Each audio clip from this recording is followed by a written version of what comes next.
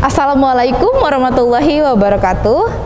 Halo Sobat Spanda TV, halo para peserta didik SMP Negeri 2 Bandar Lampung. Hari ini seperti biasa pada hari Jumat kita akan selalu mengadakan kegiatan imtak, iman dan takwa. Nah, kali ini kembali lagi bersama dengan saya Miss Putri Oktaviana. Hari ini kita akan membahas peristiwa dan amalan yang ada di bulan Sya'ban. Jadi nanti kita akan diberi arahan atau diberi materinya, diisi materinya oleh Bapak Kuswo MPDI. Nah, di sini sebelum kita langsung ke Bapak Kuswonya nih ya, Miss tetap harus mengingatkan kepada kalian harus tetap patuhi protokol kesehatan 5M, menggunakan masker, menjaga jarak, mencuci tangan dengan air mengalir, mengurangi mobilitas dan menghindari kerumunan. Kita harus tetap patuhi protokol kesehatan agar proses pembelajaran tatap muka kita itu berjalan dengan lancar.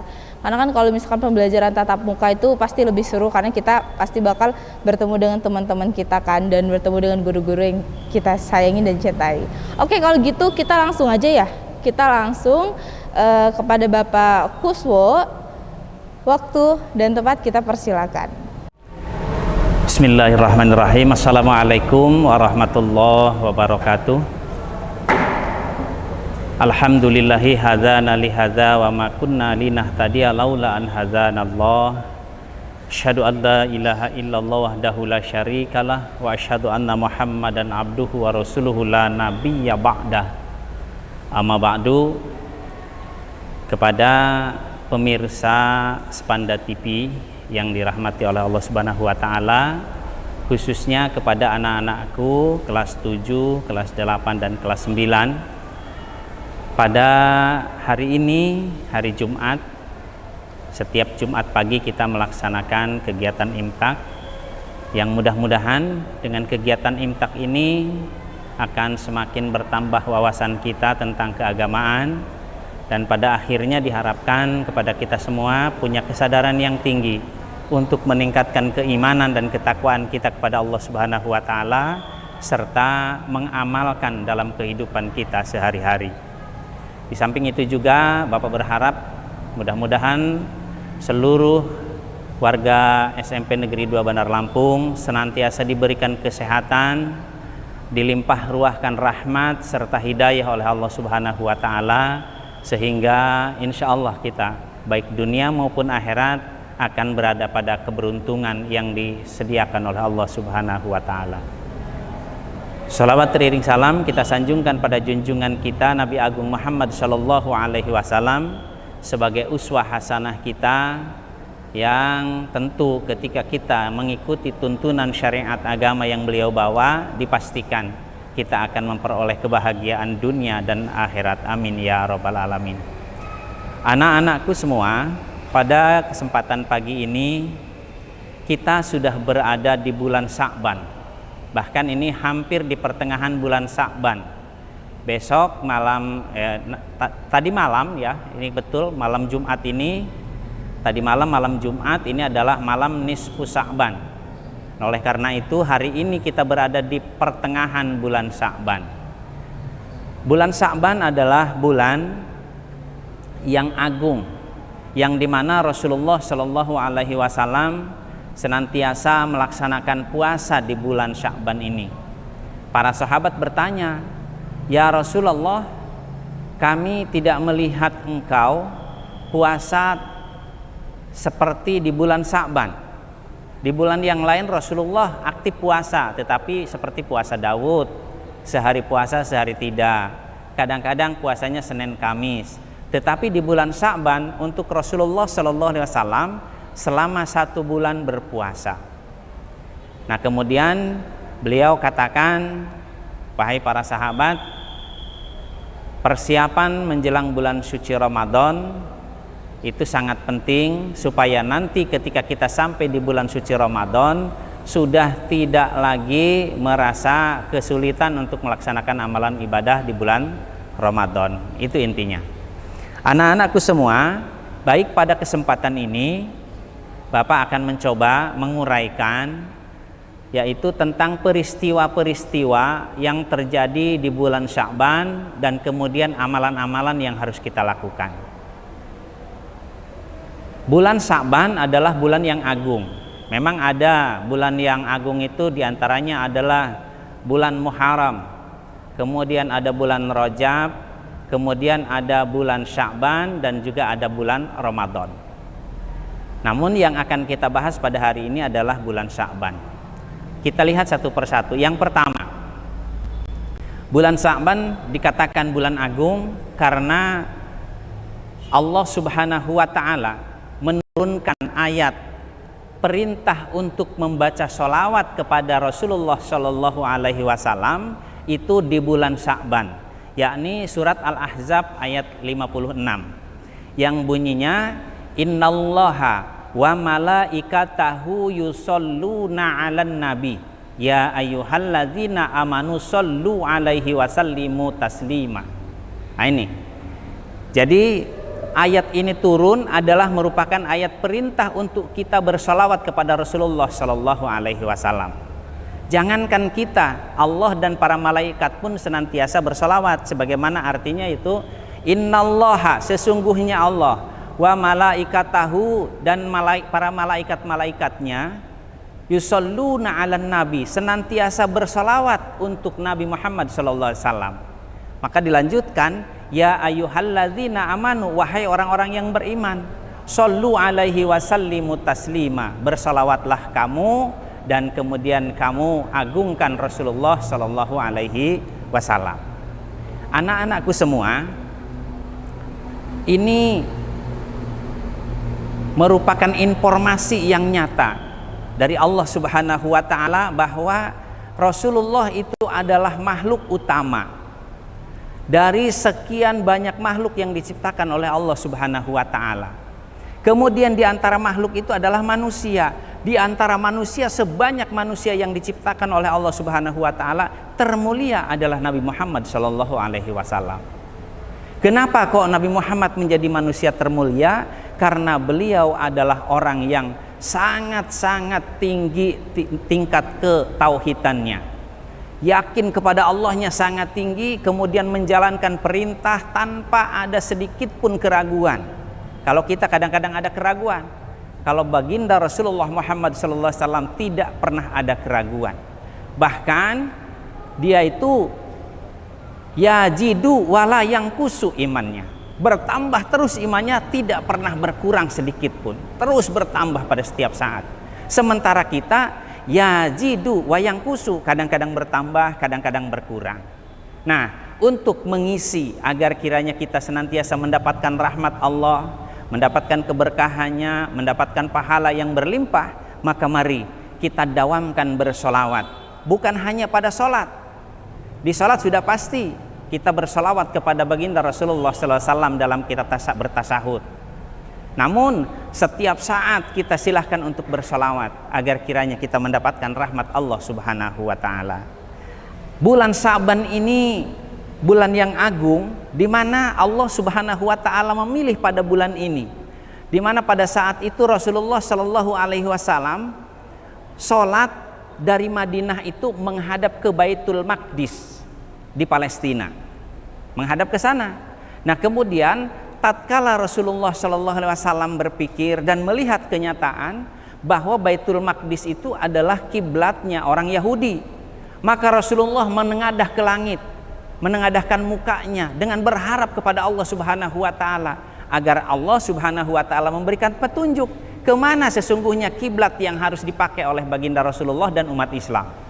Maka pada saat itu di bulan Sya'ban turunlah perintah Allah Subhanahu wa Ta'ala kepada baginda Rasulullah Muhammad SAW untuk menjadikan Masjidil Haram dan utamanya adalah Ka'bah di sana, itulah yang dijadikan kiblat.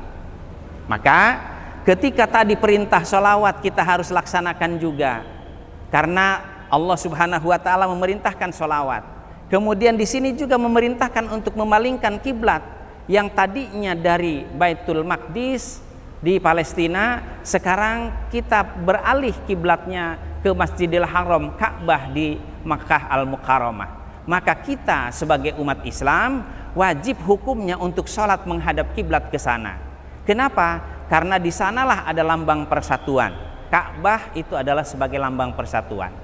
Di samping sebagai Ka'bah sebagai lambang persatuan, ternyata Ka'bah itu didirikan adalah pada titik nol. Kenapa titik nol? Bisa kita lihat di globe, ya. Di globe itu bisa kita lihat di peta dunia yang bentuknya seperti bola. Nah, coba anak-anak nanti bisa lihat persis di tembusan daripada tempat Ka'bah di situ didirikan, maka di belakangnya itu pasti kosong, tidak ada pulau. Nah ini, jadi Ka'bah itu persis di titik nol, sehingganya di belakangnya itu lautan lepas, tidak ada satupun. Maka kenapa kok demikian? Kalau seandainya persis yang berbalikan dengan Ka'bah itu ada pulau, maka di sana orang bebas, sholat mau menghadap kemana saja boleh. Akan tetapi karena di sana tidak ada pulau, laut lepas, maka manusia hidupnya di pulau-pulau, maka dari pulau-pulau itu tidak ada yang jaraknya sama ke Ka'bah. Maka pasti ada jarak terdekat. Jarak terdekat itulah yang dia hadapkan ke sana. Maka ada yang menghadap ke timur. Kalau yang dari sebelah Ka'bah, sebelah barat Ka'bah, kita di posisi sebelah timur Ka'bah, kita menghadapnya ke barat. Nah, demikian. Anak-anakku semua, itu peristiwa-peristiwa agung. Nah, kemudian peristiwa agung ini bukan hanya sekedar untuk dikenang, tetapi untuk kita amalkan. Nah, kemudian yang ketiga, di bulan Sa'ban ini Allah Subhanahu wa taala ternyata memberikan atau menurunkan ayat kepada Rasulullah sallallahu alaihi wasallam yang diperintahkan pada bulan Ramadan selama 1 bulan berpuasa, yakni Quran surat Al-Baqarah ayat 183. Yang ayat ini saya yakin sekali anak-anak sekalian hafal ini. Boleh diikutin ya, Pak Kus, boleh diikutin ini. A'udzubillahi minasyaitonirrajim.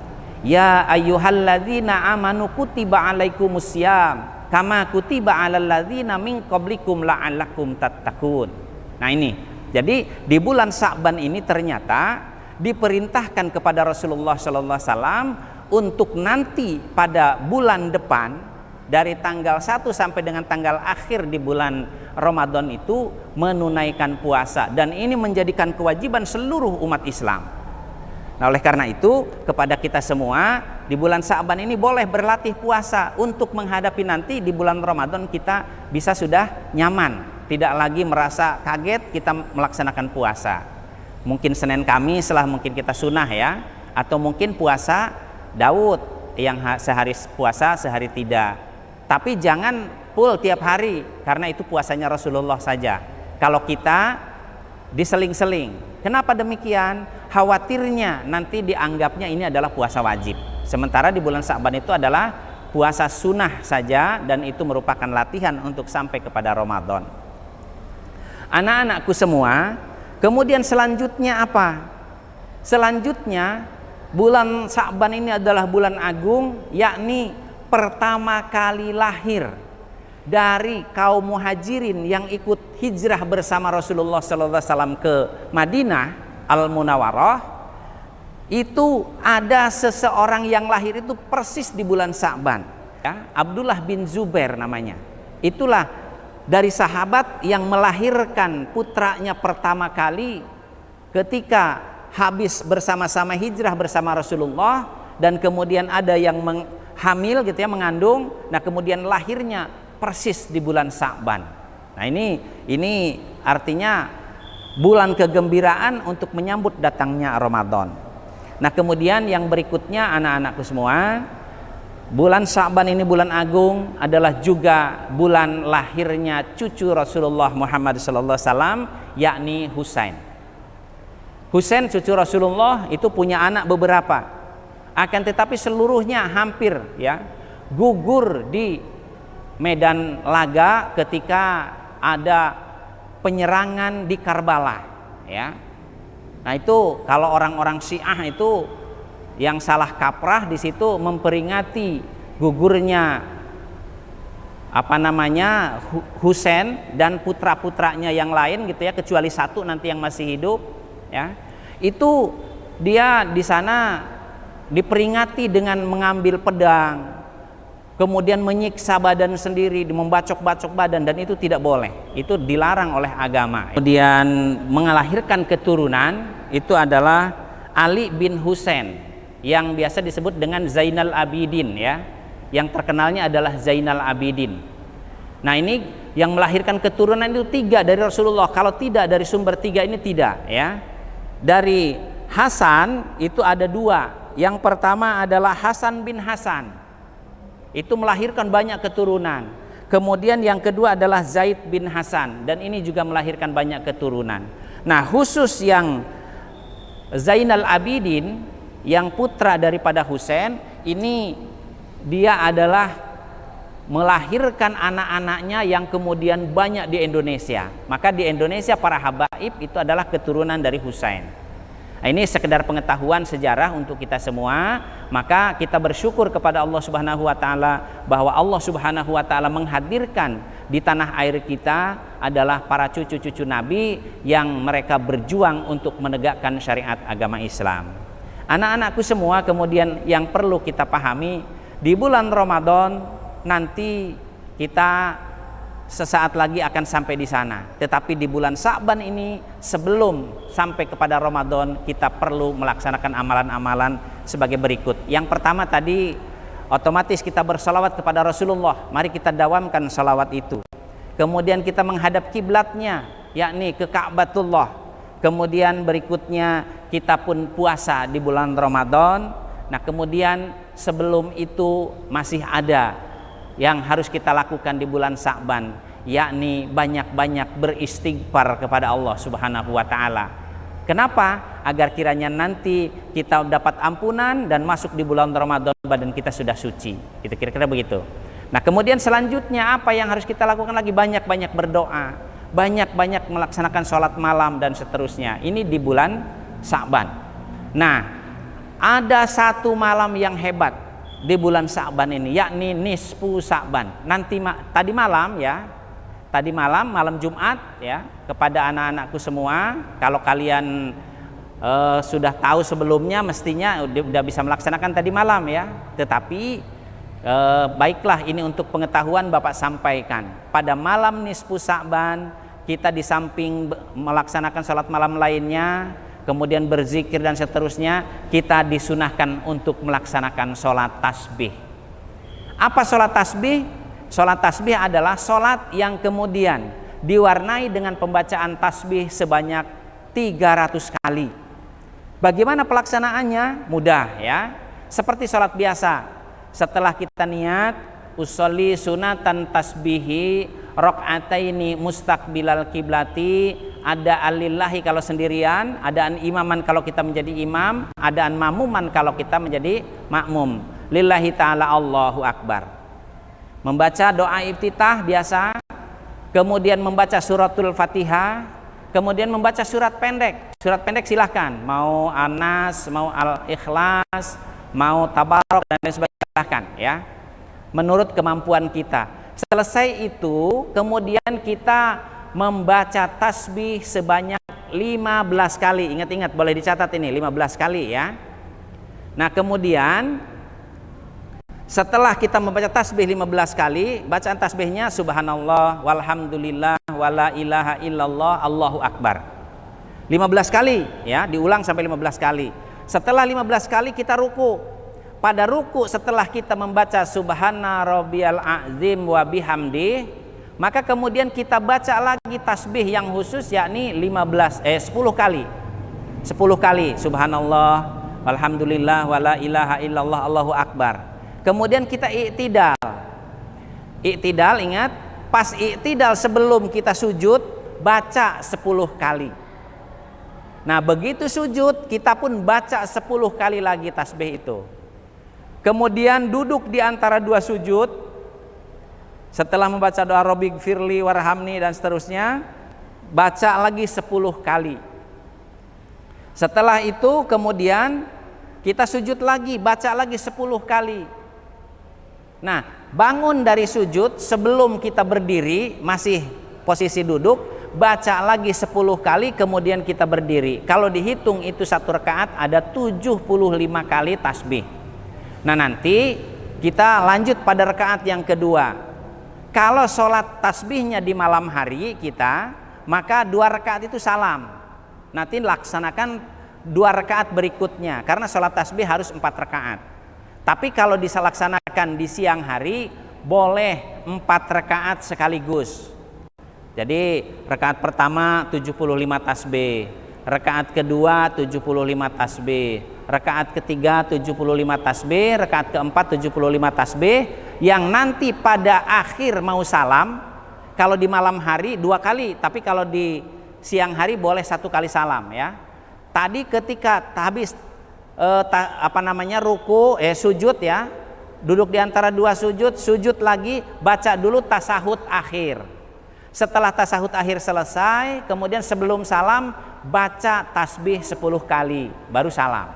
Akhirnya jumlah setiap rakaatnya ada 75 kali, maka 300 kali. Nah anak-anakku semua, perlu diketahui bahwa sholat tasbih ini adalah walaupun hukumnya sunnah, ini Rasulullah SAW menganjurkan kepada kita minimal kalau bisa tiap hari 1 kali, hebat. Kalau nggak bisa sehari sekali, 1 minggu 1 kali. Tidak bisa seminggu sekali, sebulan sekali. Tidak bisa sebulan sekali, setengah tahun sekali. Tidak bisa setengah tahun sekali, 1 tahun 1 kali. Tidak bisa setahun sekali, minimal seumur hidup 1 kali. Kalau seumur hidup 1 kali pun tidak bisa, Masya Allah ya, luar biasa. Padahal ini hikmahnya dari menunaikan sholat tasbih ini luar biasa. Karena di sini adalah memuji Allah dan kemudian kita memahasucikan Allah Subhanahu wa Ta'ala. Anak-anakku semua, kemudian selanjutnya di bulan Sya'ban ini, yang terakhir ini, padahal masih banyak tapi Bapak sampaikan yang terakhir. Kepada anak-anakku, Bapak menganjurkan untuk menyampaikan permohonan maaf sebelum kita menunaikan ibadah puasa ya. Di bulan Sya'ban ini Rasulullah SAW menganjurkan kepada kita untuk senantiasa berminta maaf atau bermaaf-maafan di antara kita. Kalau kita di Indonesia membudayanya adalah pada saat lebaran saja. Padahal Rasulullah menganjurkannya justru ketika menjelang masuk puasa, kita harus meminta maaf kepada handai tolan, karib kerabat, saudara, jiran yang ada di lingkungan kita. Insya Allah ketika kita masuk bulan suci Ramadan, kita sudah lebih lapang, lebih ringan, dan insya Allah puasa Ramadan yang kita tunaikan akan jauh lebih bermakna ketika kita sudah lakukan persiapan di bulan Sya'ban sedemikian rupa. Anak-anakku semua, Bapak berharap ya kepada anak-anakku semua adalah seluruhnya kalian menjadi anak-anak yang soleh dan soleha, anak yang taat kepada perintah Allah dan Rasulnya, sehingga kalian bukan saja berhasil untuk mencapai keberhasilan dunia, tetapi juga kalian berhasil di mata Allah, yakni kalian akan dimasukkan pada saatnya nanti ke dalam jannahnya Allah yang penuh dengan kenikmatan. Demikian anak-anakku semua yang dapat Bapak sampaikan pada kesempatan ini. Terima kasih atas segala perhatian dan mohon maaf atas segala kekurangan. Bapak akhiri, wallahul muwafiq ila aqwamit thoriq. Wassalamualaikum warahmatullahi wabarakatuh. Nah itu tadi peristiwa dan amalan pada bulan Sya'ban yang sudah disampaikan oleh Bapak Kuswo kepada kita semua. Kalau gitu Miss pamit undur diri. Wabillahi taufiq wal hidayah. Wassalamualaikum warahmatullahi wabarakatuh.